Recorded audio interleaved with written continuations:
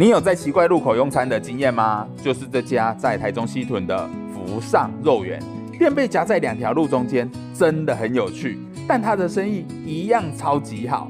这里香菜给你自己加，这个有打中我香菜控的点哦。招牌肉圆皮的厚度适中，而且好 Q 弹呢。肉块用胡椒调味，软嫩不干柴，这口感我自己也爱。特别的是里面夹的是笋丝，不是笋块哦。这鱿鱼跟米粉一上桌，就一直闻到9层塔跟沙茶的香气，嗦一口米粉，差点停不下来。鱿鱼给的又大块，吃起来真的好爽快。最后来个综合汤，萝卜、猪血大小碗，外加油豆腐，料都快满过汤了，真的是相当有诚意。果然猪血还是要吃中部的才好吃。最后一定要把汤加到肉圆酱汁里，这样才是老饕的吃法啊！这间一定要来。我是贾克斯，让我们继续吃下去。